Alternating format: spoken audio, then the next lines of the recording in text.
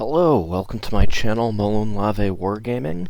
This is going to be my first ever channel for my first ever campaign playing as the Japanese for War in the Pacific Admirals Edition. I have played one other campaign and play by email as the Allies. It'll be against the same opponent that I'm playing here. I tend to be the more aggressive of the two of us, so I think I'll have a little bit more fun playing as Japan this time around. Our first campaign ended in spring 1944 with Japanese surrender. Basically, the economy had gotten wrecked to the point that he didn't feel like it was worth continuing. So now we've got a chance to turn things around and see how we'll do playing on the opposite sides.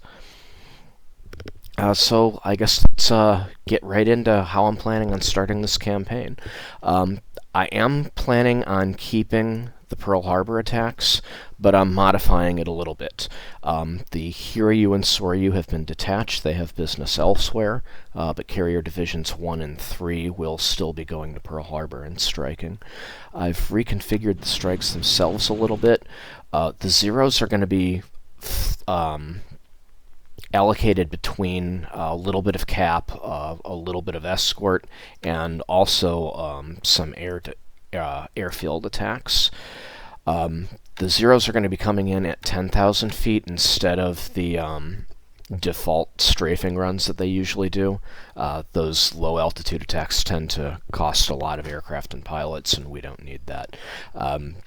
With the December 7th surprise settings, I'm expecting 10,000 foot altitude to be just fine, simulating the aircraft being clustered together as they were historically that day.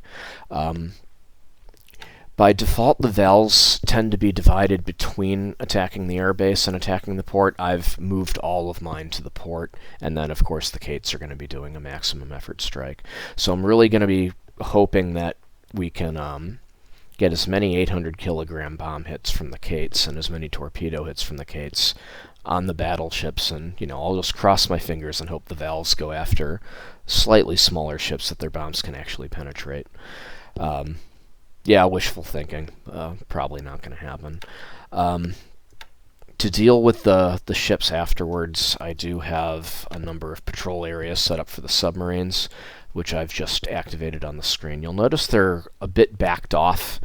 I'm backing off a little bit because I'm a little intimidated by American ASW. I realized this early in the campaign. It's probably not going to be that great.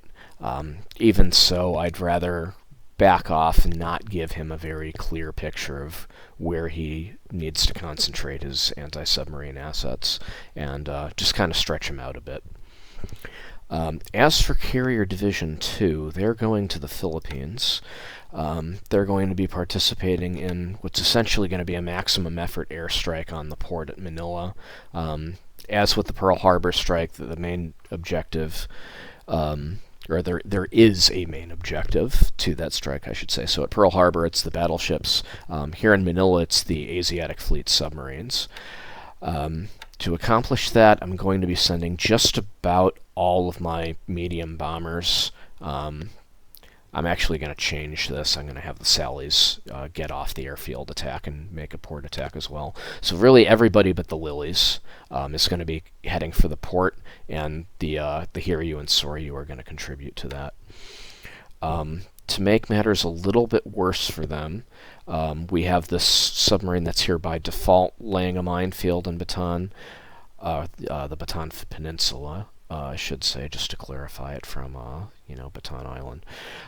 The second submarine by default usually lands a minefield here in these straits. That one's also going to go to Bataan for me, though.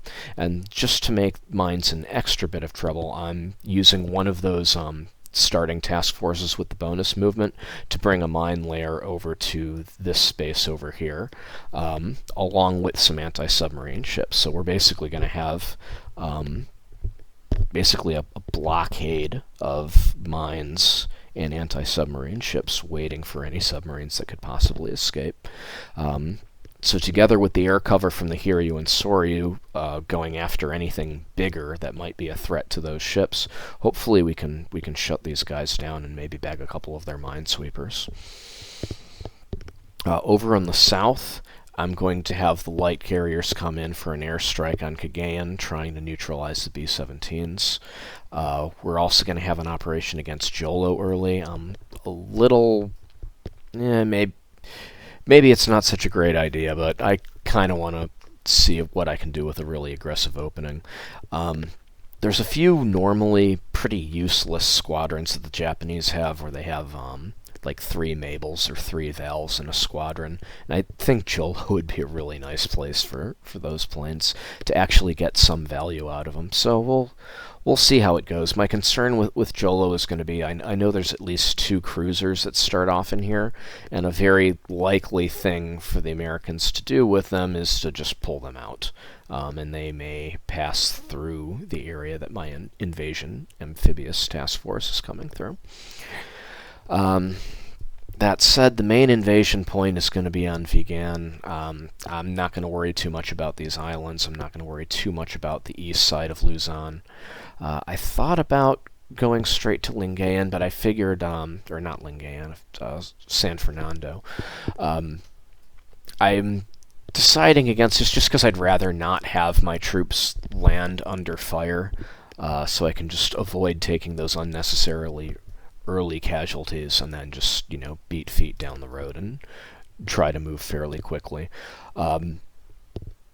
After my troops are ashore, my bomber priorities are going to switch off a bit. So the port's obviously going to be the #1 target early on, but after that, in the days to come, Clark Air Base and the air base at Manila are going to be more important. And I'm also going to try to allocate at least some energy to all these army units to try to slow them down so that my troops can hopefully catch up with them before they can get to Clark, Manila, or Bataan. To make sure I can use Vigan and also this one, Laog, however you pronounce that, I'm going to be seizing those with paratroops in addition to the amphibious forces that I hope to have landing on the first day, and that's just so that they're captured instantly instead of in the next day, and that way I'll have fighter bases up and running to help cover my ships, because I'm kind of nervous about the P-40Es that are based around here. They could be put into like a low-level anti-ship role, in which case they could be pretty dangerous. The other major threat in the area are the B-17s. They're at either Manila or Clark, as well as Cagayan. So those present a risk to port strikes over at Babel Doab, Cameron Bay, Takao, maybe as far north as Pescadores. So I'm just going to be focusing on taking them out or disabling them on the ground, just because I don't really have much of an answer for them in the air. I will be moving 1 squadron of Tojos to Cameron Bay. I'm hoping that they'll be fairly good at stopping the B-17s until we get Nix, but I don't think that's going to be until March. So for the time being, it's basically just the Tojos, because I know Zeros, Oscars, Claudes, and certainly Nates are not up to the task. So moving along, next major theater we want to talk about is going to be Malaya. So in addition to the standard landings over at Singora and Patani, I'll be making moves on Cotabaru and Kuantan, but not Mersing yet. I am holding some forces in reserve for Mersing, but I want to hopefully have Kuantan online as my own airbase and fully repaired with fighters before I attempt Mersing.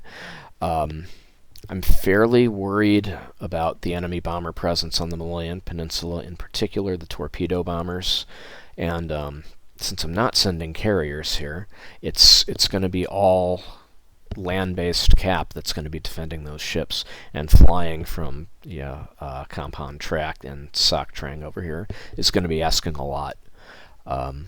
So I'll be basically moving fighters over to Singora and Patani early on, and basically walking them down as these air bases become mine. So yeah, I don't think there's too much to say about that. Over in China, my opening here is basically going to be just according to that spreadsheet that's commonly used among War in the Pacific players, where basically the early moves for the Japanese are intended to establish minimal garrisons and free up units to start being moved elsewhere. So other than taking out this little unit that's already in contact with us, there's not going to be too much going on in the opening days. But once I start to consolidate, I'd like to get something together up here in the north. Here in the eastern section, I'll probably just be trying to cut off as many retreats as I can. If units are out in the open, I'll be happy to bomb them. At this point in the war, I'd consider most of my Air Force in this region to be training squadrons. Just instead of flying training missions, they'll be flying combat missions to get combat experience, and then hopefully be shipped out somewhere more useful. So I really don't have too much to say about China.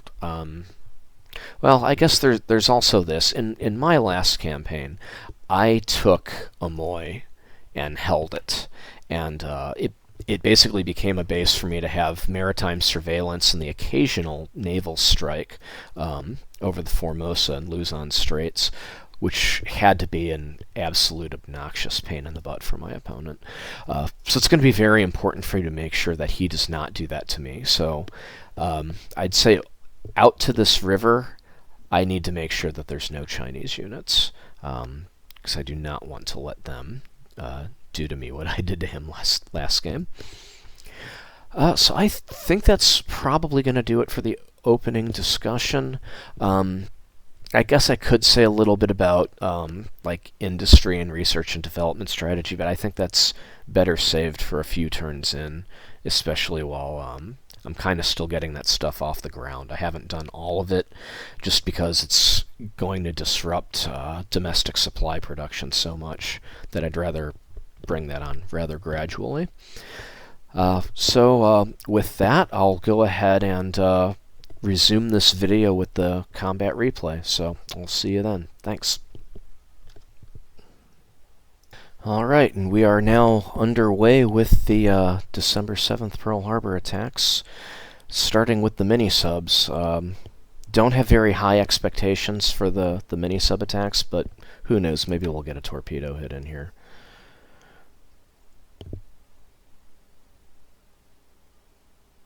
Hey, we got one in. So we got one mini-sub into the harbor, only to be detected by a patrol craft, so not off to a great start here. Surprised that this mini-sub wasn't just sunk outright, but 4 hits will usually do it in, even if it doesn't say heavy damage, because these mini-subs have no durability. And now the same mini-sub's getting pounded some more. And again. Yeah, I don't know how this hasn't been sunk outright, but I'm sure it's a goner. Yeah, settles to the bottom of Pearl Harbor. It's gone.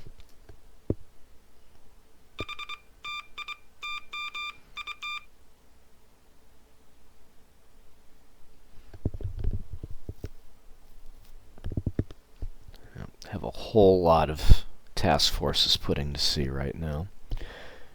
So here's something a little unexpected. It looks like some patrol boats, motor torpedo boats, have sortied out of Hong Kong.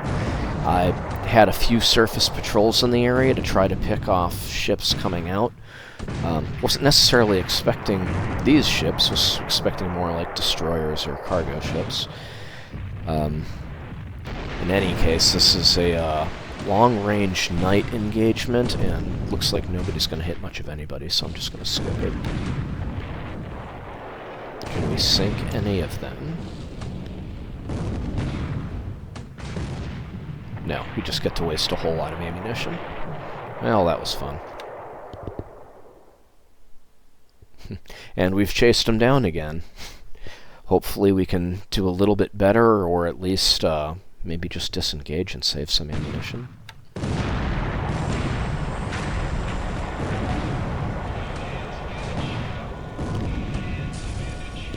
Alright, so in this battle we managed to sink 2 of them.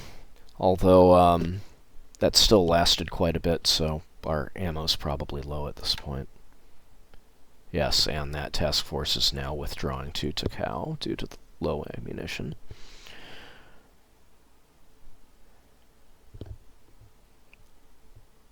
And it looks like that task force is not interested in getting into a third fight, as Task Force 510 continues to withdraw to Takao. Alright, so over by Malaya, we have a Dutch submarine that was detected trying to intercept one of our invasion task forces. Forced our destroyer to maneuver a little bit with some defensive torpedo shots, and we did not acquire him again after he dove. But hey, at least we suppressed him and kept him from taking a shot at any of our troop-carrying ships.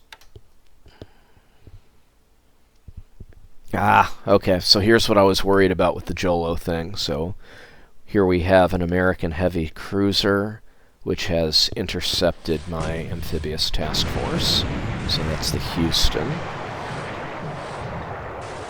Good news is I do have a heavy cruiser of my own with this task force, so we are not outgunned. But can my heavy cruiser keep his cruiser away from all my troop-carrying cargo ships? That's the problem.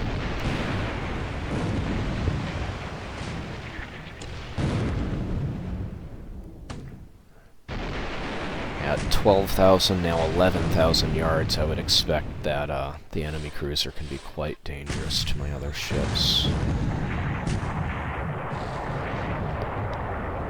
Okay, so good news. We just got the first, what you might call, anatomically significant hit of the fight. So Houston's been waterlined with a main battery from my heavy cruiser, so that probably hurts him quite a bit. A lot of times the first hit can degrade the performance of a warship, and it just doesn't do all that well from that point on. And I think we just got a torpedo hit with no explosion.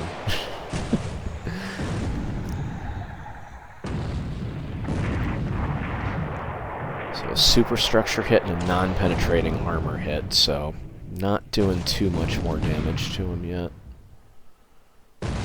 Yeah, superstructure hit with the destroyer, that's not going to hurt him too much. Now our APD's taking hits. And one of our cargo ships. Alright, so the Tsuyo Maru now has a very serious fire. So that's a problem. Fortunately, the Houston's also taking enough hits at this point that it's pretty badly on fire as well.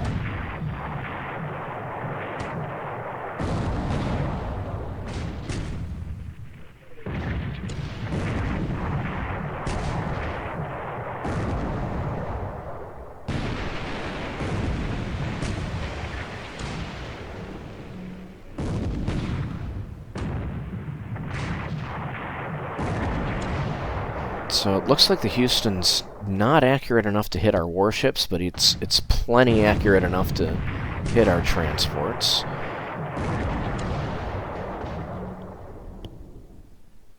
Ugh, we now have 4 ships on fire. Oh, and he did put a hit on our cruiser, just not a very serious one. Now there's what I like to see. We waterlined him again.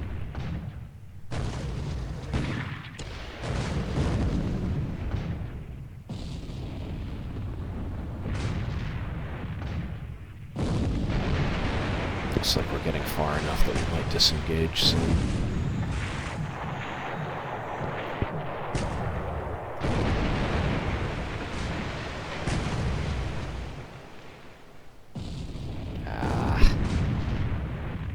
Come on, guys. Let's get out of here. Thank you. Alright, so 719 ground casualties thanks to hitting all these ships and setting them on fire. So it looks like the Jolo call was a bad one. I'm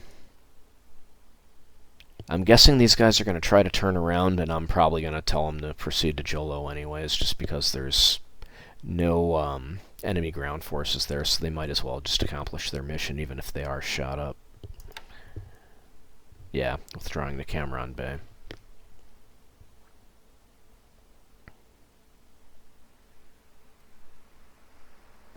So that enemy cruiser is going to have to deal with a light carrier battle group in the area, and that battle group includes plenty of major surface combatants.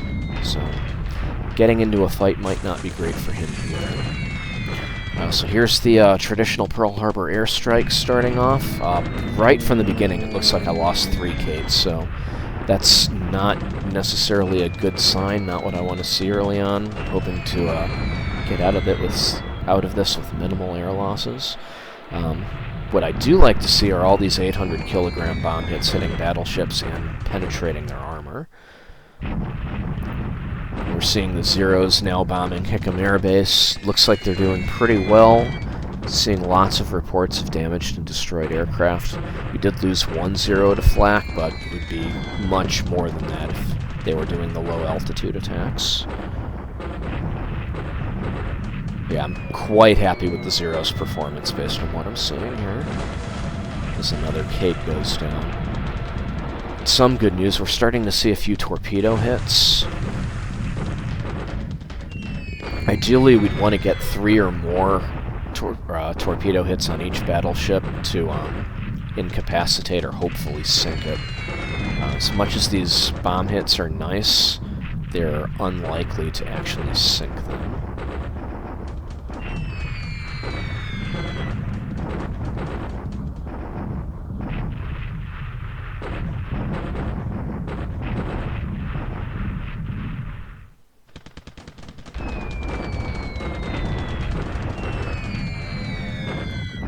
Looks like they're allocating their weapons pretty well. We just saw a Val hit a light cruiser, followed by Kates putting their 800-kilogram bombs into battleships. So I do like to see that. Of course, we're seeing the battleship armor occasionally stopping the 800-kilogram bombs too, but the 250s are definitely not getting through. Alright, some more torpedo hits, like to see that.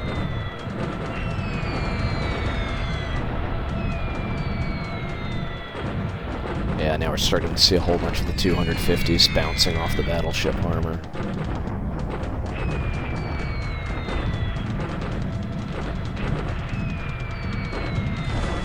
Alright, more torpedo hits.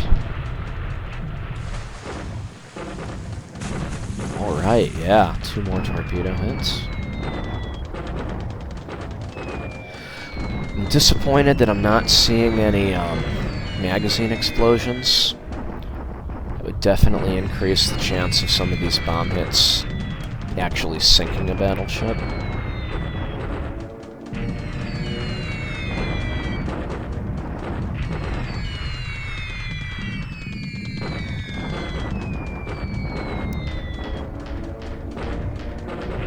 So at least some of these 250-kilogram bombs that are hitting the battleships are destroying gun mounts. So that's going to be significantly increasing their repair time, so that's good news for us. Of course, they're also starting fires and causing system damage.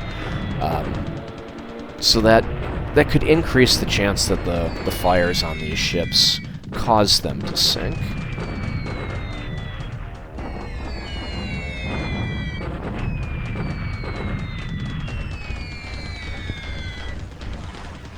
Alright, so let's see what we have here.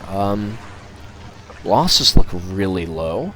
The destroyed indicated here, you can almost always double to get the accurate count. So 1 or 2 Zeros, 3, 2, 6 Kates, 2, 2, 4 Vals. This is really low, though, so I'm really happy with that. Looks like we didn't necessarily destroy many aircraft, but we disabled a whole lot, so yeah, not great, but not bad. I didn't put that much effort into the airbase strike anyways. Now looking at the battleships, so I don't see anything that's outright sunk except for this pair of PT boats. No battleships sunk outright. but we have 1, 2, 3, 4, 5 with heavy damage, and 1 more with heavy fires. No more than 2 torpedo hits on any of them, which is really unfortunate. So that's why none of them are sinking outright. There's just not enough water getting into the people tubes there. But these ones with heavy fires and heavy damage, there's a decent chance these are going to go on in the days to come as those fires continue to burn. And with this many battleships this badly damaged, they will probably be tempted to try to get some back to the west coast, where my submarines will be waiting for them. So maybe more on this later. Overall, I'm pretty happy with this. There was a price to pay for removing 2 carriers. I think we're seeing that. Overall, still a pretty good result. Alright, so now we're moving on to the Philippines. We have a sweep on Manila, trying to clear the skies for the future port attacks. There's no enemy fighters to play with, though. So, much smaller sweep taking place at Clark. Clark was a lower priority because there's no ships to bomb there. It looks like just 1 P-40 came out to play and was damaged. Looked like there were P-37s, I think, also on patrol, but they did not engage. Probably a smart call on their part. Alright, now for the land-based port strike on Manila. Again, we're hoping for lots of submarine kills here. We've got an 800 kilogram hit on 2 submarines already. Make them 3.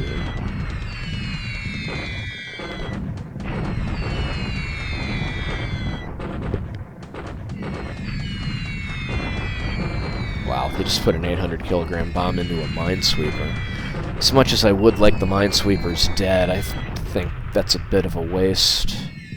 I think we got 2 minesweepers, so I guess that's good news. It'll help keep them confined. 800 kilogram hit on the Pope. Alright, so the Pope is sunk outright, as is the S-40, so that's good news. We've got a minesweeper, 2 minesweepers with heavy fires and heavy damage. And 1, 2, 3, 4, 5, 6 submarines with heavy damage. So the subs with heavy damage, there's a decent chance that they're going to sink, you know, in the next day or 2. Even if they don't, they're going to be contending with future port strikes. And as I mentioned in the setup, there is potential escape from Manila Harbor. They're going to have to be running a gauntlet of mines and destroyers while they do so. And of course, the Hiryu and Soryu get to make their strikes still. Alright, so here we're seeing some destroyers that got out of Hong Kong, and one of those Val squadrons that I mentioned that I wanted to eventually move to Jolo basically took a cheap shot at him and connected. So, good news for us. Alright, here's the Hiryu's and Soryu's attack. Oddly enough, there are P-40s on patrol this time. That's a little irritating, considering I had a sweep in place. They don't have enough, though, with 23 Zeros on escort duty or possibly attacking the airbase.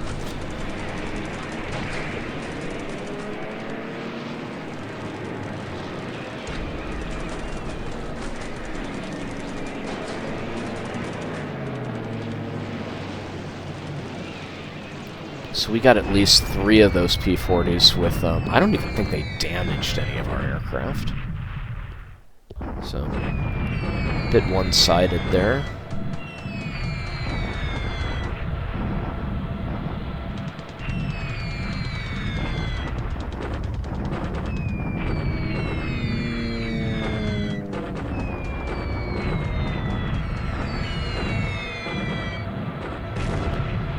Seeing a lot of subs take hits. Some of them I recognize as subs that were damaged the first time around. So we'll probably get a few sunk submarines out of this.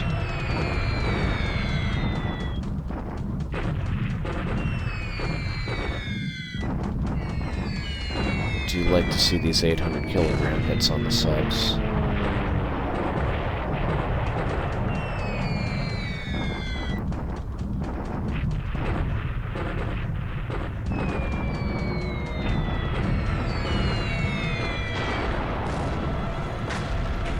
I like it a lot less when the big bombs hit the PT boats. It's quite a waste.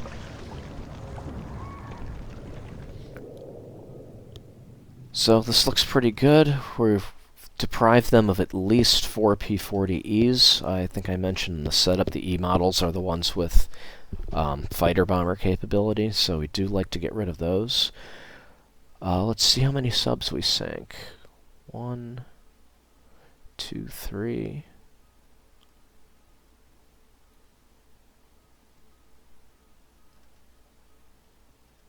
Looks like just 3. But then we also have 1, 2, 3, 4, 5, 6, 7, 8, 9 with heavy damage. So yeah, as I mentioned before, I don't think these subs with heavy damage are gonna survive more than another day or two. Probably not follow-up raids on the port tomorrow, but the day after.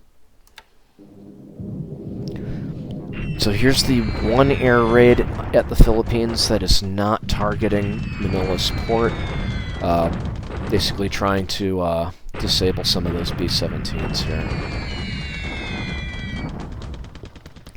So 22 instances of damage against B-17s. I won't say that that's literally 22 B-17s damaged. This could be the same aircraft being damaged multiple times in this result. I doubt there are 22 total B-17s there to start off. Airbase damage is moderate, we'll call that. Probably enough to accumulate some, so they'll have to do repairs. Considering the relatively light bomb load of these Bettys, and that they're Lilies, and that they're flying at extended range, that's not a bad result. Alright, now we're doing the Manila attacks. Starting with Sally's versus the airbase at Cotabaru. They've got a few fighters up to try to resist, but it's not going to be enough to get through these nates. Just go ahead and skip that. Oh, we damaged some torpedo bombers. I like to see that. Of course, the torpedo bombers are the biggest threat, but we do want to damage as many of their medium bombers as we can as well, just because the airstrikes by the medium bombers are still going to wear down our cap and make it that much easier for the torpedo bombers to get through. Just go ahead and skip this. Only one confirmed aircraft destroyed on the ground, so that's not that great of a result. 50 airbase hits. That's, you know, moderate to heavy airbase damage. It's a little sad since it's almost more our airbase than his at this point. But I'll take what I can get. If we can render that unoperational until it actually is ours, so much more the better if it keeps our amphibious task forces from being bombed.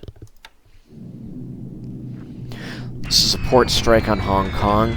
Except for these Lilies, these single-engine bombers carry a pretty poor bomb load, so I'm not expecting a whole lot of damage out of this. What I'm really just trying to accomplish here is just get some damage on these ships, set them on fire, and basically make them either reluctant to leave port, or if they do, make them so slow they don't really have a chance not to be picked off by my surface forces in the area.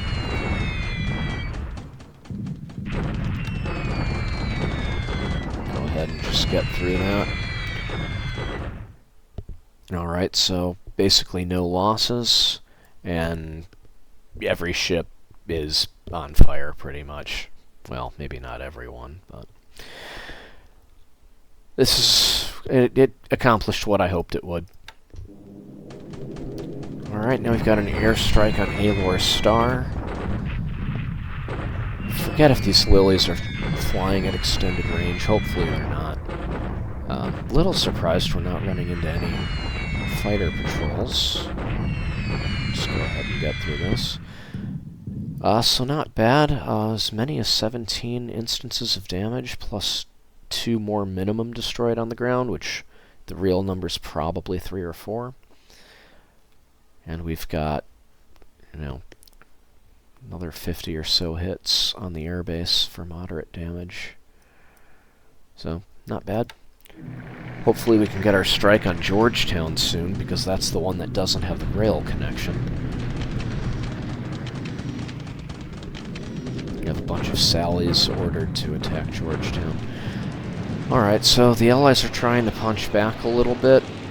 2 medium bombers trying to hit Canton. They chicken out. Turn back around.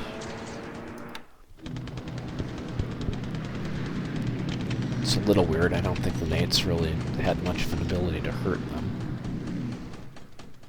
They only carry medium machine guns.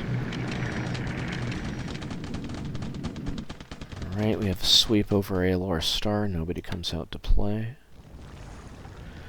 And we just lost the cargo ship that was just engaged by the American heavy cruiser Houston. You can see that our amphibious task forces are in position on the Philippines, so they'll be disembarking troops soon. We also have an amphibious invasion about to begin at Kuching. And our Kuantan and Kota Bharu task forces are in place. Okay, so we're seeing here, the fighter presence here is a long-range cap protecting the invasion forces in the same hex. The Bettys and Nells are primarily assigned for naval strike. We're looking to try to get Force Z right now. But Force Z is apparently nowhere to be seen, so their secondary orders were to bomb Kuantan Air Base.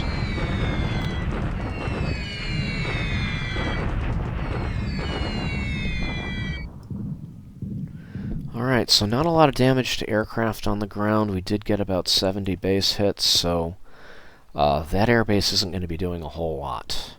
That's pretty serious damage. Did we get enough bombers to protect our task forces? Who knows?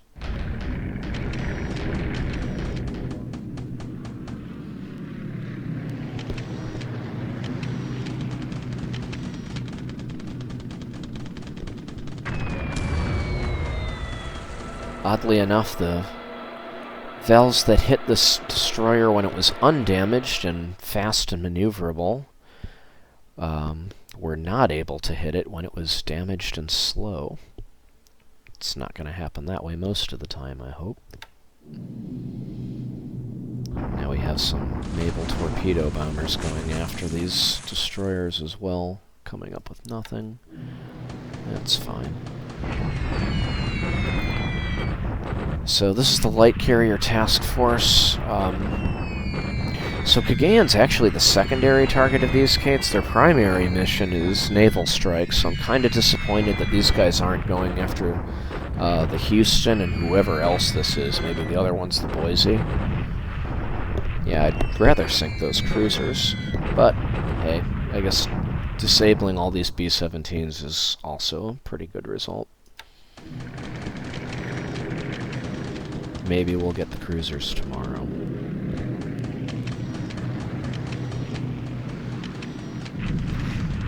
Alright, now we have the enemy's attacks on our amphibious forces beginning. So these are fighter variants of Blenheims, presumably coming in for a strafing run. Of course, before they can do that, they need to get past my mates.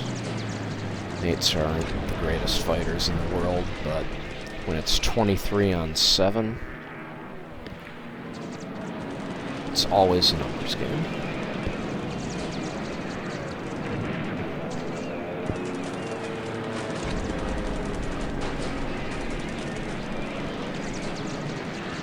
So I think we shot down 2. It's not too bad. Unfortunately, with these medium machine guns, we're just seeing streams and streams of fire coming from our fighters, and they can't hit anything. Just too short range. So now we have the standard bomber variants of the Blenheims coming in, and our task forces at Quantum. We've got a fairly substantial cap up, so hopefully these guys will just get wasted. And that's what it looks like is happening. The Oscars are doing surprisingly well. These Oscar variants only have medium machine guns as well. It looks like they're getting most of the kills.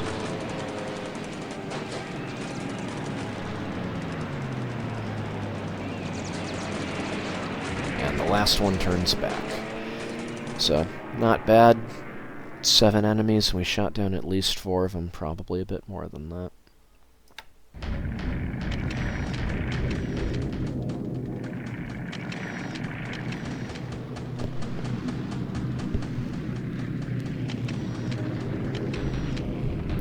Just waiting for the torpedo bombers at this point, hoping we have enough cap for them.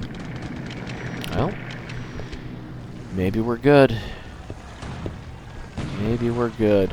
I think that was the end of the PM phase. And we're seeing a shore bombardment, just trying to disable more aircraft over here.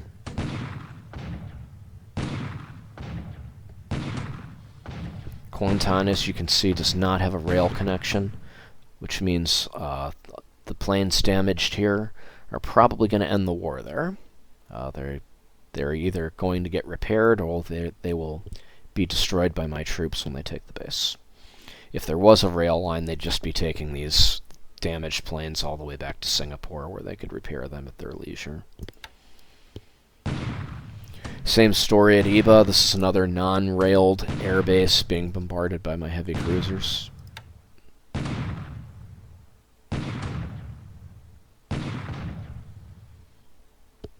Well, at least one P-40E taken out.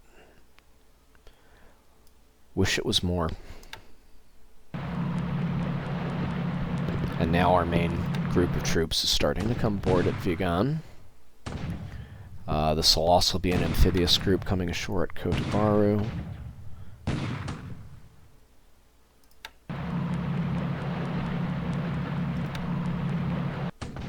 Now our amphibious mission at Kuantan.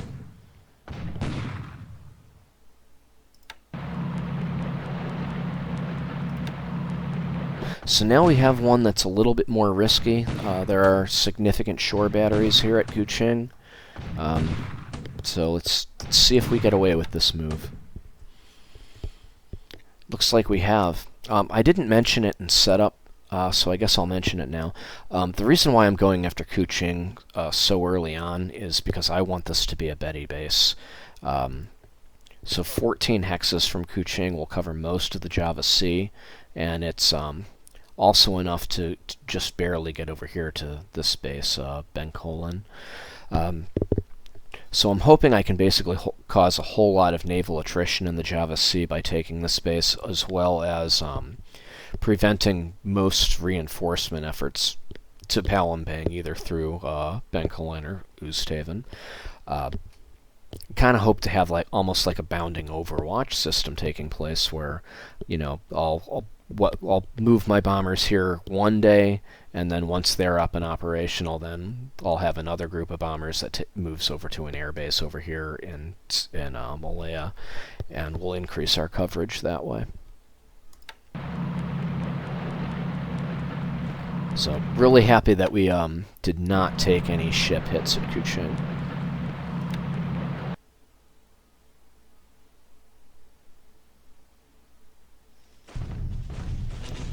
Alright, so land combat beginning. This is just an unfortunate Chinese unit that started behind my lines, so we go ahead and give him a little spanking.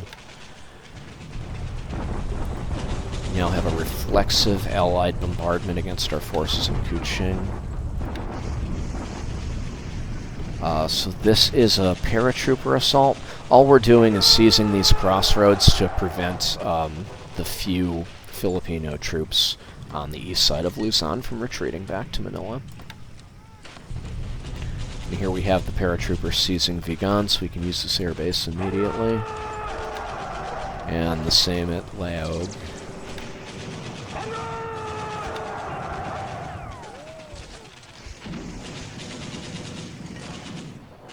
And it looks like that's going to do it. Alright, so